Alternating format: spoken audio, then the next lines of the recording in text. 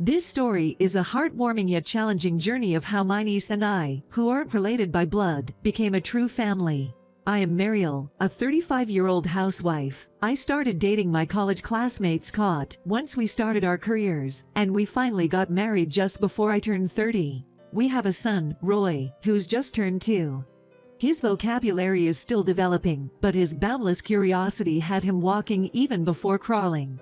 Every day, he's energetically playing at parks and children's centers. Given that I'm now reaching the age where pregnancies are termed high risk, my husband and I have been discussing the possibility of a second child. Scott is the middle of 3 siblings, with an older and a younger sibling each 3 years apart. Both of them have their own families. My brother-in-law and his wife have been seeking medical assistance for about a year now to have a child. My sister-in-law is older than her husband. Being career-driven and always dressing impeccably, she looks much younger than she is. She used to believe that her youthful physique would allow her to conceive naturally in due course. However, she's turning 40 this year, and sensing her biological clock ticking, finally sought fertility treatments. Several of my friends, who are my age, are also struggling with similar treatments. Considering this, I couldn't help but worry about my brother-in-law and his wife, who had a late start. Yet, with savings from both their incomes and my sister-in-law's dedication to a healthy lifestyle with organic food and yoga, I was hopeful they'd eventually find success. All we could do for them was offer our support and encouragement. On the other hand, my younger sister-in-law and her husband have a 5-year-old daughter named Ela. Raised by a father who'd play wholeheartedly with her, and a kind but firm mother, my niece Ela has grown into a cheerful and adorable little girl. "When I grow up, I'm gonna marry Daddy," said Ela. Oh boy, it's like the dream of daddies all over the world, so my SIL's husband was absolutely smitten. Moreover, she was very fond of Roy, my son. Whenever we visited their family, Roy would excitedly call out Ela, Ela, and stick close to her. My younger sister-in-law and her husband were like the picture-perfect family. But tragedy has its way of striking when least expected. One day, out of the blue, my Sil and her husband were gone forever. They were innocent, just victims of a one-sided accident. My Mill weeping and clinging to the casket, alongside the parents of my SIL's husband. Seeing my husband in shock, hand in hand with Ela, made my heart ache. Though I was shedding tears myself, I couldn't fathom the depth of sorrow the blood-related family members were experiencing. Ela, staring at the 2 memorial portraits, tears silently rolling down her cheeks, was the most pitiable sight of all. How could such a young soul bear this immense pain? Thinking of Ila's future, I realized crying wouldn't help. Someone had to step up and care for her. Only my Mill was at the family home, and she's been in and out of the hospital due to an illness. Ila's paternal grandparents were both physically frail. Ila's uncle, the older brother of her father, was single. With a young son of our own, we couldn't possibly give Ela the attention she needed in this tough time. I guess they made that decision considering all those circumstances. After the 7th-day memorial service, my Mill, in our presence, bowed deeply to my brother-in-law and his wife, begging them with reverence, "Please, take in Ela." While my brother-in-law seemed receptive to the idea, his wife, overwhelmed by emotion, exclaimed, "What do you mean? You want us to adopt her? Are you asking me to give up on having our own child?" Mother-in-law flinched at such a fierce appearance of her for the first time. "That's not what I meant, but you're 40 now, and I can't keep funding the fertility treatments forever. Ila's a wonderful child. You promised to support us, Mill. Are you breaking that promise?" The way she screamed and her anger-filled eyes were so far from the calm, elegant woman I knew. To be honest, I was shocked to learn that they were receiving financial help from my Mill for fertility treatments, even though they both work, needing support from the Mill. Where are they spending all their money? It's not what you think. My Mill desperately tried to calm the increasingly agitated woman. But once a volcano erupts, there's no stopping it, and then she erupted further. "I don't want someone else's child, and a child from a couple without any significant education or jobs. Predictable. I want a child with my bloodline, someone exceptional." The room went silent. "Hey, stop it." My brother-in-law hurriedly grabbed her arm, trying to stop her tirade, but she defiantly glared at my Mill. Was she always like this? That's way out of line. I was filled with rage at her words and actions. Ela, gazing at a framed picture, continued to sit quietly. Even though her back was turned and I couldn't see her face, I knew she must understand she's being treated as an outsider and hearing bad things about her kind parents. I don't want to burden this little one anymore. Leaving her with a heartless woman like that is unthinkable. There's only one way to protect Ela. I've made up my mind. We'll take Elaine. Mariel. My mill looked at me in shock. My husband looked concerned about my decision. I agree, but you're the one who will have it toughest. I know. But I won't give up. No matter what. I looked into my husband's eyes with determination. Thank you. Thank you so much. My mill was so grateful she seemed like she might bow down to the ground to me. Humph, you should have said that from the start. Now I look like the bad guy. Let's go. My sister-in-law gave us a brief glance and headed towards the exit. My brother-in-law apologized to us and followed her. I sat next to Ela and gently said, "Come live with us, with your aunt and uncle." Is Ela in the way? No, not at all. We want you to come, Ela. Seeing such a little girl so aware of her situation, my heart ached. Just then, my son Roy, who had been playing with toy cars in the corner, toddled over. Ela. Roy took Ila's hand, wanting to play.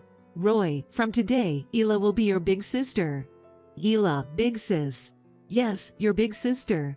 Roy tilted his head, pondering the meaning of big sister. Then, it seemed he realized that a big sister is something very special. Big sis, big sis. Roy embraced Ela, showing his joy with his whole body. Roy. Ela, a bit taken aback by the sudden embrace, hesitantly looked up at my husband and me. Take good care of us, Ela big sis.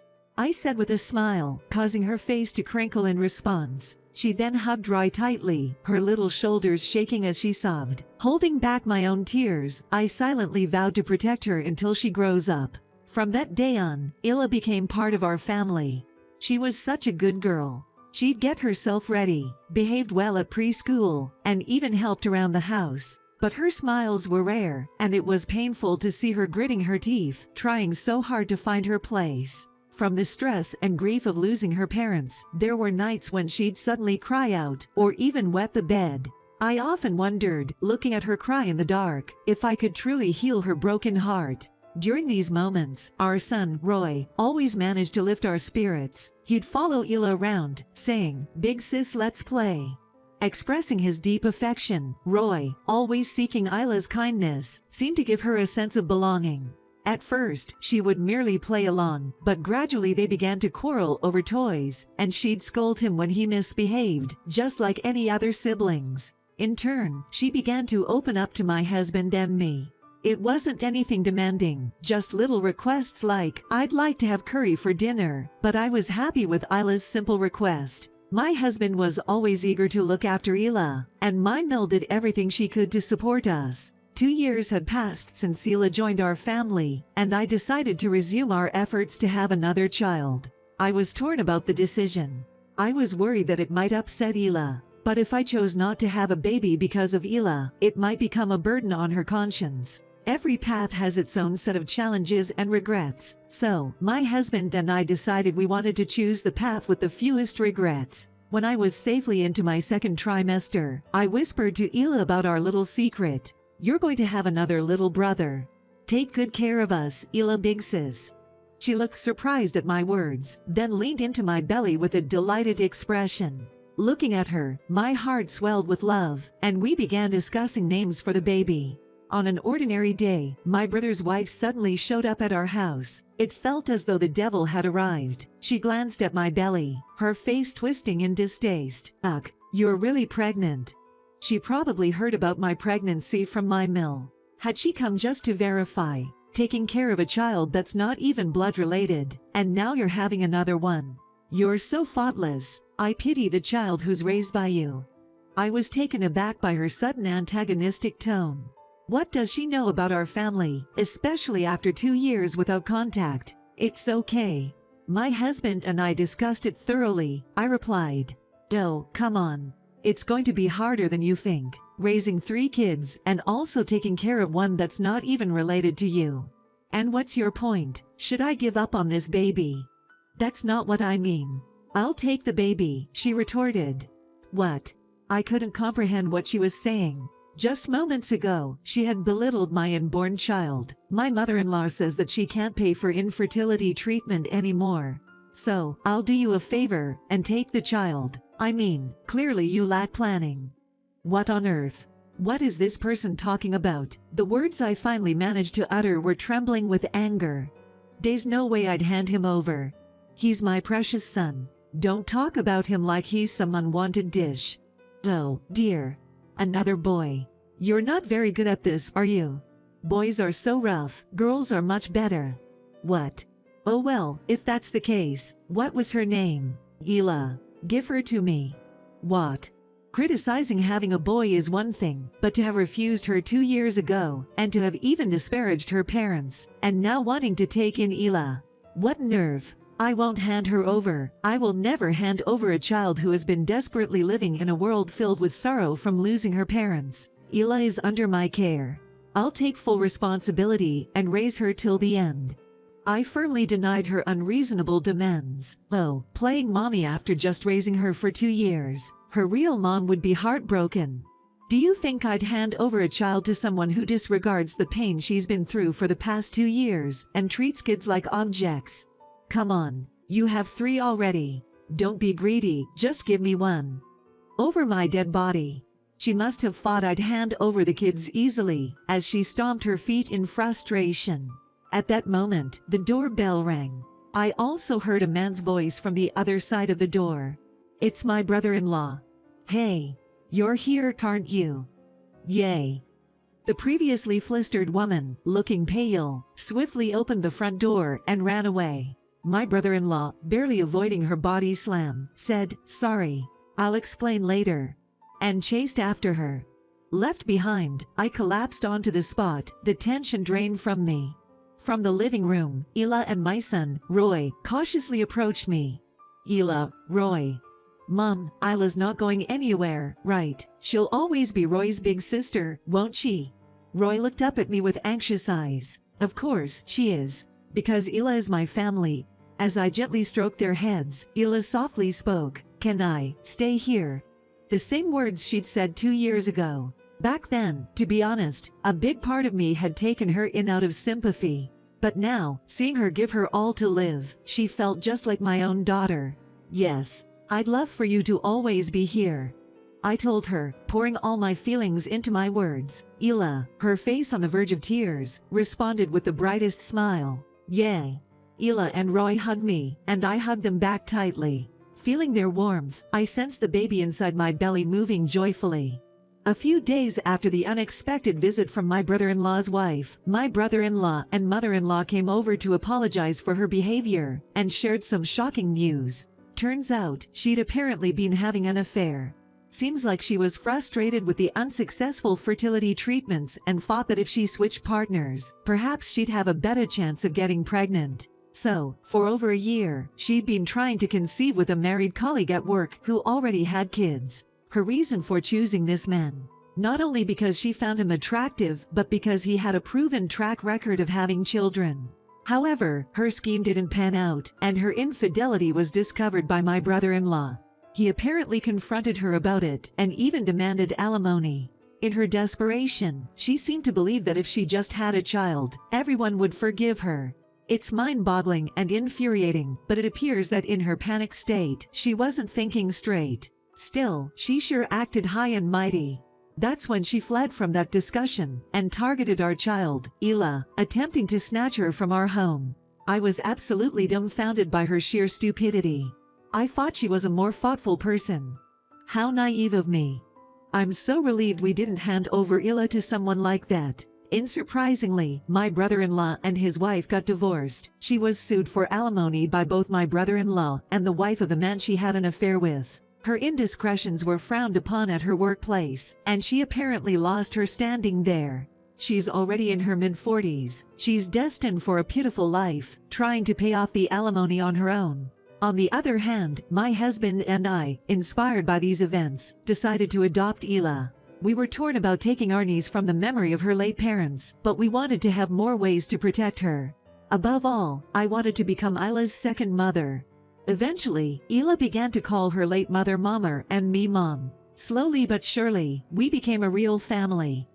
Fast forward 13 years later. Today is Isla's coming-of-age ceremony, similar to high school graduation. On that once-in-a-lifetime special day, my daughter told me she wanted to wear the red formal gown I own.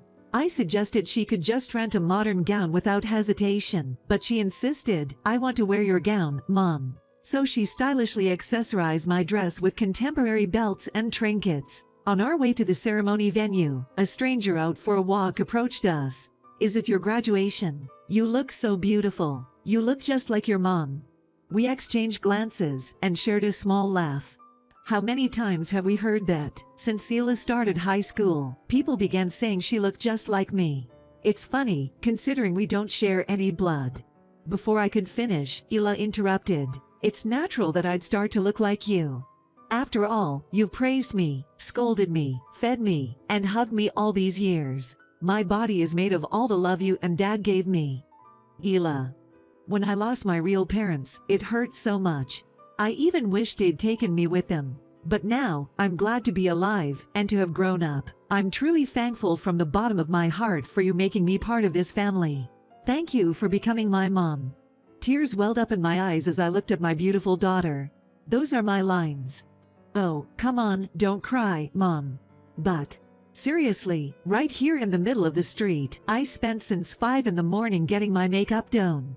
My teary-eyed daughter chuckled and handed me a handkerchief. The past 15 years weren't just about good times. We had our disagreements, clashed heads, and had plenty of worrying days. But that's all part of being family. Soon, Hila will graduate from college and start her career. It feels like my role as a mom is nearing its end. Yet instead of relief, there's a certain sadness. That's just how wonderful these years with Hila have been. Mom, please take care of me from now on too. Of course, you'll always be my precious daughter. Even when she grows up and leaves the nest, whether we're blood related or not, we'll always be family.